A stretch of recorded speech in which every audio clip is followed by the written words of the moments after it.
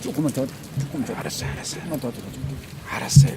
대부분의 추도사가 우리 박정희 대통령 묘소를 바라보고 박 대통령한테 드리는 말씀인데, 제가 오늘 이 추모식 준비연회와 특별히 말씀을 나눠서 추모객 여러분과 박정희 대통령을 한번 같이 생각을 해보는 그런 기회를 갖도록 했습니다. 가을비가 추적추적 내리고 지금 이 나라의 운명에 다가서고 있는 먹구름처럼 짙고 무거운 분위기가 이 추모식장을 가득 메우고 있습니다.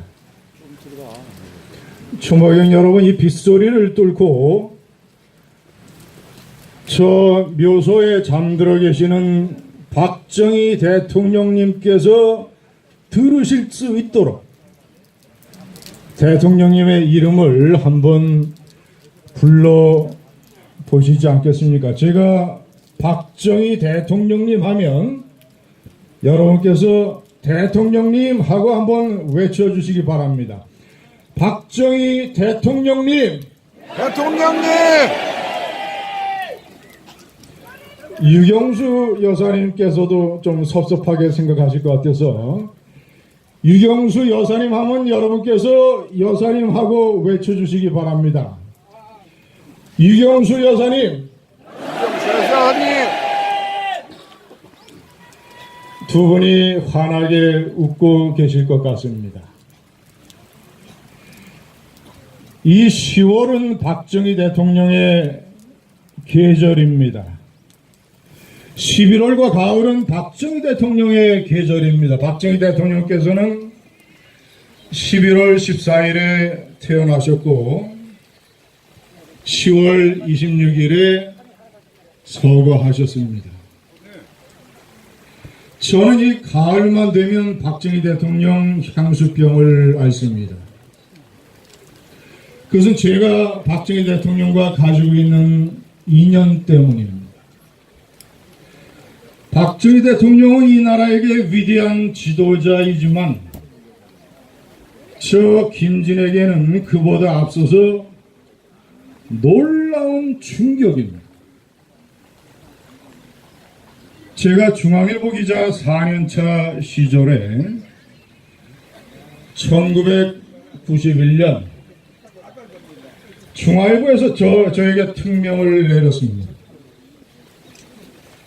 중앙일보 신문 1개면을 다 줄 터이니 매주 박정희 대통령 통치 비사를 연재해라. 저는 당시 나이 31살이었습니다. 박정희 대통령을 한 번도 만나본 적이 없습니다. 여러 번 만나본 지도자에 대해서도 그런 글을 쓰기가 어려운데 한 번도 본 적이 없는 사람에 대해서 어떻게 그런 글을 쓸 수가 있겠습니까? 제가 너무 스트레스를 받아서 역행성 식도염에 걸렸었습니다. 저는 사람들을 만나기 시작을 했습니다. 박근혜 영애, 박근영 영애를 비롯한 가족들, 그 대통령의 수석 비서관, 비서관들, 장관, 국회의원, 군대의 부하, 그리고 전속 이발사까지. 제가 박정희 대통령의 사람들을 만나면 만날수록 저는 놀라운 충격에 빠졌습니다. 왜냐? 한 사람도 빼놓지 않냐고 거의 모든 사람들이 박정희 대통령을 칭송하고 그리워하고 존경했습니다. 그때서부터 저에게 의문이 생겼습니다. 박정희라는 지도자는 어떤 사람이길래 이 상관, 동료, 부하 가릴 것 없이 모든 사람들에게 저런 애정과 칭송을 받는, 그때부터 저는 박정희에 관한 비밀을 탐구하기 시작했습니다. 제 나이 31살 4년차 젊은 기자. 박정희 대통령 탐구의 비밀은, 박정희 대통령 리더십의 비밀은 진정성이었습니다. 왜냐? 진정성이 없으면 도저히 일어날 수 없는 일들이 일어나고 있었기 때문입니다. 박 대통령의 9년 3개월 비서실장을 지낸 김정념 씨. 건강이 악화돼서 손가락을 제대로 쓸 수가 없는데 연필을 쥐고 박정희 대통령에 대한 책을 쓰기 위해서 새벽에 일어나서 하루 종일 책상에 매달렸습니다. 구 아파트 구석에 있는 오원철 전 경제수석을 제가 찾아갔습니다. 제5공화국 정권에게 정치적으로 보복을 받아서 오원철 경제수석은 사실상 세상을 포기하고 있었습니다. 저를 안 만나려고 했습니다. 그런데 제가 사정을 해서 오원철 경제수석을 한 번, 두 번, 세 번씩 만나는데 만날 때마다 거의 죽었던 오원철 경제수석이 다시 살아났어. 자기 집안 구석구석에 다 쌓아놓았던 박정희 대통령과의 중화공업 건설 자료를 나에게 보내주면서 하나씩 하나씩 보여줄 때마다 죽은 오원철이 살아나기 시작을 했습니다. 나중에는 완전히 세상에 다시 나왔습니다. 이석표 비서관, 죽어서 그 사람을 직접 만날 수는 없었습니다만 발칸포라고 하는 대공포를 만들어서 최초로 성공적인 사격 실험을 하는데 유탄이 날라와서 이석표 비서관의 심장에 꽂혔습니다. 박정희 대통령의 전속 이발관. 박정희 대통령 이발을 하는데 러닝셔츠에 뚫린 구멍을 회고하면서 저 앞에서 엉엉 울었습니다. 어떻게 이런 사람들의 증언이 가능한가? 한때 여러 사람들의 마음을 속이고 강압과 돈으로 사람들을 일순간 움직일 수는 있어도 세월이 12년이나 지나서 아무런 이해관계가 없는데 젊은 기자에게 저렇게 자신들의 심장을 내놓으면서 박정희를 증언하는 이 나라. 저는 박정희 대통령의 진정성이 없으면 도저히 일어날 수 없는 기적이라고 생각을 했습니다. 자신의 사생의 인생관을 대한민국이라는 공동체의 발전에 맞춰보겠다라고 하는 조준의 진정성.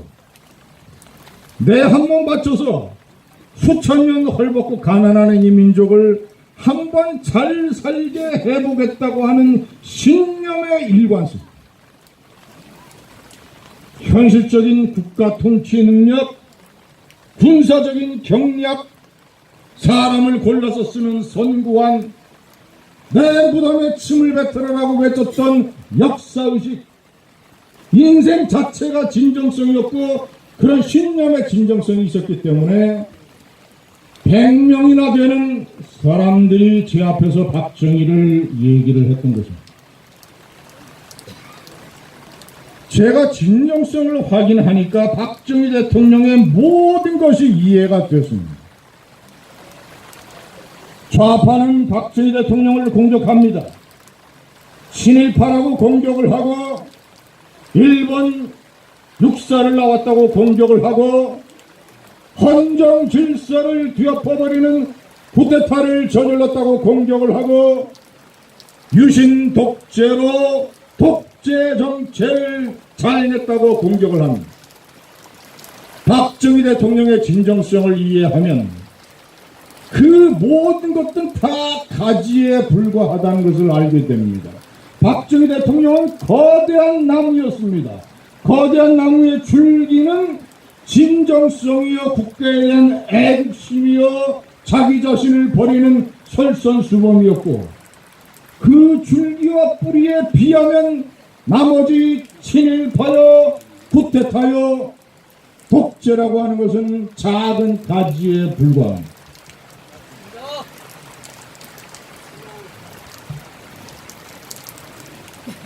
박정희 대통령이 대구 사범 시절에 금강산으로 수학여행을 가서 금강산이라는 시를 지었습니다.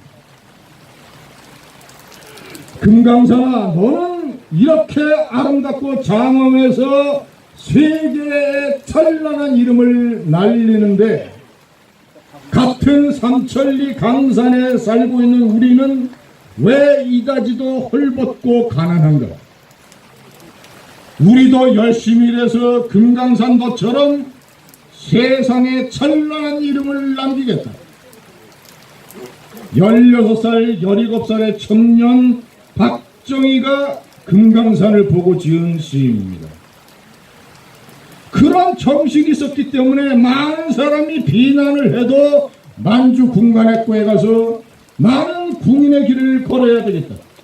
군인이 돼서 이 5천년 가난에 찌들어 있는 나라 하나 살려보겠다. 나는 뜻 있는 동지들과 힘을 합쳐서 쿠데타를 해야 되겠다. 이 부정과 혼란에 사로잡힌 나라를 뒤엎어서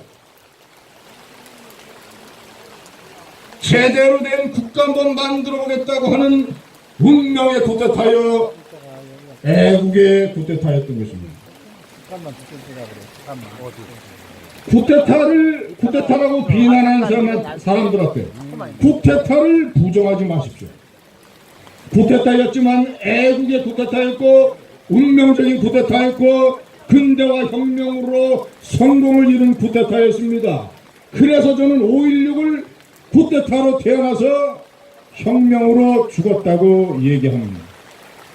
세계사에서 박정희 대통령뿐만 아니라 일본의 메이지 유신, 이집트의 나세르, 터키의 케말 파샤, 페루의 벨라스코 장군 모든 사람들이 군대를 동원해서 위로부터의 혁명을 완수해서 그 나라들을 구했습니다. 유신 정치는 독재 정치였습니다. 유신이 독재였다라는 것을 부인하지 마십시오. 하지만 자랑스러운 운명의 독재이자 자랑스러운 애국의 독재였습니다. 인간이 성공하려면 젊은 날의 한때의 연애의 욕망을 절제하고 방탕으로부터 자기 자신을 자제해서 공부를 열심히 하는 계엄령을 자기 인생에 내려야 됩니다. 대한민국을 한 인간으로 비유하자면 박정희 시대의 대한민국이 그런 계엄령이 필요한 그런 젊은 날의 나라였기 때문에 박정희 대통령의 유신 독재는 김일성, 김정일, 김정은의 탐욕 독재가 아니라 이 나라를 구하고자 방법론으로서 채택했던 운명의 독재여 우리 민족의 운명에 내렸던 애국의 계엄령이었던 것입니다. 진정성이 이 나라를, 이 위대한 나라를 살리고 건설을 했는데 좌파 무도한 정권이 이 나라를 만국의 벼랑 끝으로 몰고 가고 있습니다. 박정희 대통령은 대통령 집무실에 에어컨이 있는데도 에어컨을 켜지 않고 창문을 열어놨습니다. 창문으로 파리가 들어와서 박 대통령은 파리채로 파리를 잡았습니다. 대통령 집무실에 파리채가 있었던 나라가 대한민국입니다. 그렇게 자기 자신의 전기는 아끼면서 국가 예산의 4분의 1을 쏟아부어서 고리 원자력 발전소를 만들었고, 그 발전소가 77년에 완공이 돼서 이 나라의 산업을 키우고 우리 국민들에게 값싼 전기를 제공을 해서 이 나라를 위대한 나라로 만들었는데, 엉뚱한 재난영화, 이상한 좌파 영화 하나 보고 눈물을 펑펑펑펑 쏟으면서 원자력 산업을 때려 부수겠다고 한 사람이 지금 이 나라의 대통령. 박정희 대통령이 국가정신을 살리고 역사의식을 다시 상기시키고, 한 손에 총칼 들고 한 손에 망치 들고 싸우면서 건설하자고 해서 만든 이 위대한 나라를 좌파 무도한 정권이 머리서부터 팔 2개, 다리 2개까지 완전히 때려 부수고 있습니다. 여러분이 바라보는 박정희 대통령 묘소뿐만 아니라 이 동작동 국립현충원에는 공산주의에 맞서서 피와 땀과 눈물로 이 나라를 지켰던 16만의 영혼이 잠들어 있습니다. 공산주의와 싸워서 피로써 지킨 이 나라의, 이 위대한 나라의 대통령이라는 사람이 세계의 귀빈들을 모아놓고 공산주의 사상가 신용복을 존경한다고 했습니다. 박정희 대통령을 중심으로 이 나라의 국민이 청계천 여공서부터 파독, 광부, 간호사 이르기까지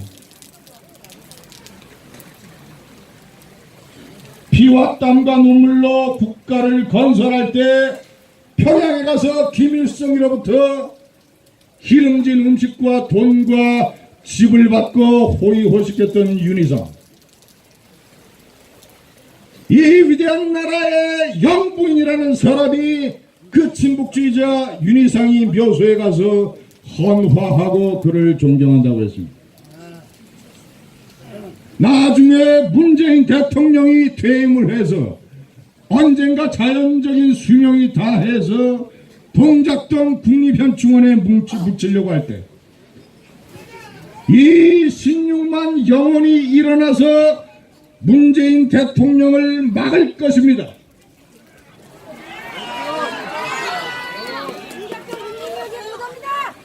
자, 추모객 여러분, 이 시간이 많이 됐습니다. 마지막으로 비가 추적추적 내리고 있습니다. 추모객 여러분, 이 비는 박정희 대통령의 눈물입니다. 자신이 목숨을 걸고 사랑하는 이 나라의 동포들과 함께 피와 땀과 눈물로 건설한 이 나라를 망치는 세력에 대한 한탄의 눈물, 자신이 그토록 사랑해서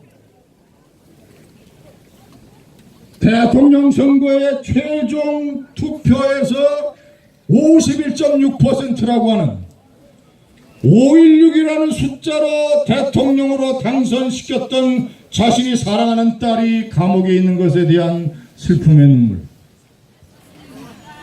그러나 이 위대한 나라가 5천년의 가난으로부터 일어섰던 이 위대한 나라가 좌파 무리들의 이런 횡포에 결코 무너지지는 않을 것이라는 염원의 눈물이 오늘 이 박정희 대통령의 눈물입니다. 맞습니다.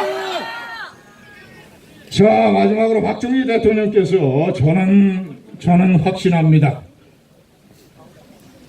당신의 아바타 같은 사람을, 당신의 분신 같은 사람을, 제2의 박정희, 제3의 박정희를 이 나라에 보내시어 좌파의 무도한 이런 좌파의 쓰나미로부터 이 나라를 구하실 것이라고 저는 확신합니다. 박정희 대통령님, 이경수 여사님 영면하십시오. 이 나라를 지켜주십시오. 감사합니다.